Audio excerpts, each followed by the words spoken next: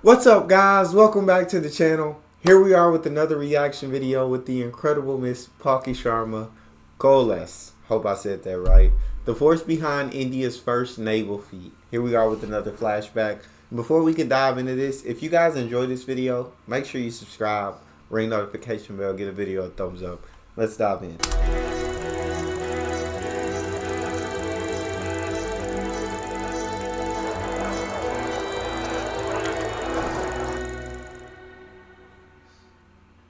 This is a map not many Indians have seen. Look at how expansive it is. Most of southern India, some parts of Sumatra in Indonesia, Malaysia to its north, and then Myanmar. Must have been a big shot empire, right? Well, it was. This is a map of the Chola Empire in the 9th century. We've all heard about them. They brought the golden age in Tamil kingdom. But how did Chola kings conquer lands across the oceans? Chola, How did they okay. My bad. Chola, okay. Kings in Indonesia or Malaysia with a navy? Cholas were the pioneers of naval warfare in India. Their navy was unmatched in the Indian Ocean. But who came up with this plan? And why the invasion into Southeast Asia? Time for a flashback.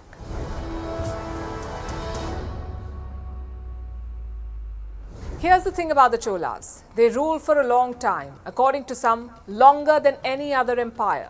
The first mention dates back to the 3rd century. Ashoka's edicts talk about the Cholas. Apparently they were friends. But the golden age would start much later, around the 10th century. So would the love for ships. By then, the Cholas controlled the Indian peninsula. The long coastline was theirs. So naturally, trade flourished. The Chola exports were in high demand all over the world, things like spices, cotton cloth, and ivory. My point is, they were loaded. This money was used to create the golden age. Chola kings supported poetry and arts. They built massive temples like this one in Tanjore. They also designed efficient water systems and a civil service, but their biggest strength was the sea. The Cholas never had a standing navy. No warships, no gunboats. They only had trade ships. When the time came, these vessels would sail to war. You have to applaud their skill set. Modern ships are metal monsters, but back then it was all wood. And the Cholas knew exactly which ones to use. The jackfruit tree worked well, so did jamun, rosewood, and maua. The Chola ships so they controlled the Indian Ocean, and they didn't even have like warships. They said merchants sailed to battle, to war. Merchant ships, dog, against warships. Oh yeah, they was incredibly skilled. They had to have been incredibly skilled, incredibly smart, and incredibly strong. Tree worked well, so did jamun, rosewood, and maua. The Chola ships were made with rope and wood. It's a lost art today. There is neither interest nor demand for wooden ships. But simply making ships is not enough, is it? You need to know navigation. You need to survive at sea. Luckily, the Cholas were quick learners. They knew exactly what provisions to take on board. Things like dried meat, fish, and rice flakes. They also had a neat trick to detect land. Chola sailors would take land-based birds on voyages. Birds that prefer being on land than water. Every now and then, they would release these birds. If they came back, bad news. There was no land nearby. But if they kept flying, great. Because that meant there was land somewhere near. Talk about ingenuity. Yeah, As for that navigation, is. they used staple methods like following stars or aligning with constellations. Thus, the Chola navy flourished. They explored new lands and stationed diplomats there. Even China had a Chola emissary. So you've got a big navy, you've got the navigation skills, you've also got efficient ships. In the hands of the right king, it would be a powerful tool. Again, the Cholas were lucky because they had two of them, Rajaraja Chola and his son Rajendra Chola. Let's look at the elder one first. He came to power in the year 985. He reigned for close to 30 years. Under him, the kingdom expanded. Most of the present-day southern states were annexed. Next, he set his eyes on Sri Lanka. Rajaraja Chola invaded the Sinhalese kingdom. He also raised its capital. But he couldn't finish the job. As he moved south, the Cholas faced fierce resistance. So only northern Sri Lanka was conquered. Good start though. Rajaraja Chola set his empire on a path of expansion. By the end of his reign, he controlled the Maldives and Lakshadweep. If Rajaraja was good, his son was even better. That's Rajendra Chola. He expanded north, south and east. Rajendra came to power in the year 1014. His first order of business? Completing his father's Sri Lankan campaign. He did so with speed and force. Entire cities and religious centers were wiped out. The Sinhalese barely saw it coming. Yet Lanka was just a teaser. Rajendra's... Well, these Cholas were absolutely the real deal. That way that... I just find it so fascinating in history, like empires, when you expand and you conquer more lands. And I just find that extremely fascinating. But to have Rajendra Chola expand and start, know what I'm saying? He started it off on the right path. And then I assume Raja was his son. If not, I apologize. But he took what Rajendra did and did it even better. It's like he learned, which I feel like you're supposed to. He learned from him. And then he was able to execute even better. He was able to expand even more in all directions. That's truly amazing. And they never had a standing army. They just dominated this water. True ambitions were much bigger. He established settlements all over Southeast Asia in Thailand, Malaysia and Indonesia.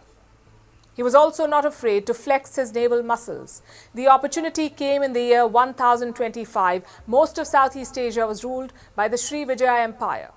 They were based here, in the island of Sumatra.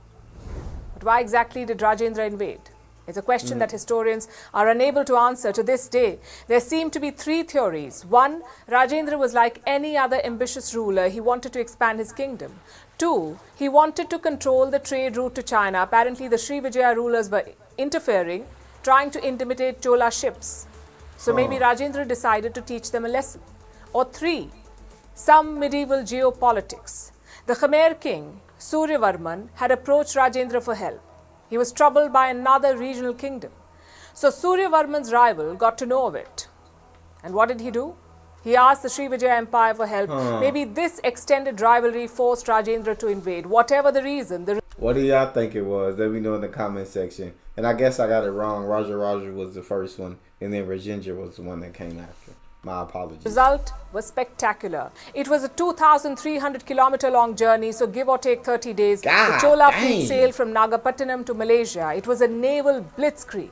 Sri Vijaya had no idea what hit them. The Cholas used the monsoon winds to sail from city to city. They had a set routine: attack, plunder, leave. They had no interest in staying behind to rule. It's hard to imagine how this war unfolded. The Chola ships did not have catapults or slings, but they could carry soldiers, elephants and horses. So chances are they landed and then attacked. Rajendra took back untold riches from Sri Vijaya, also their prized war elephant. Any military historian would be proud of this invasion. It left Sri Vijaya and Southeast Asia broken. The monopoly was over. Chola influence in the region can be seen even today, in temples, in poetry and in works of art. The Cholas indeed heralded a golden age. Their economy was unmatched, their navy was unrivaled, and their rulers were ambitious. How then did this empire collapse? The bigger you get, the more enemies you have. Cholas had plenty of them, the Pandyas, the Deccan kings, the Sinhalese. It was too much to handle. So in the year 1279, the Chola dynasty ended. But their story shouldn't have. The Chola seafarers don't find enough chapters in our history books. Their invasion of Southeast Asia barely finds a mention. It's unfortunate, but true. But today the story is more relevant than ever before. India has ambitious naval plans to dominate the Indian Ocean. The same ocean that Rajendra Chola once ruled over. It's a legacy that India must rediscover. It's a legacy that India must build on. Getting to learn this history is truly fascinating. Rajendra Chola dominated the Indian Ocean. And not with these big warships. No, with these ships that were very smartly made and with incredible warriors. You can't help but love learning this stuff. Shout out to the Cholas. Shout out Palki Sharma. And I hope you guys enjoyed watching that video. If you did, make sure you check out this one as well. Just go down the entire rabbit hole. Also subscribe, and I'll catch you on the next one. It's your boy Neal. Out.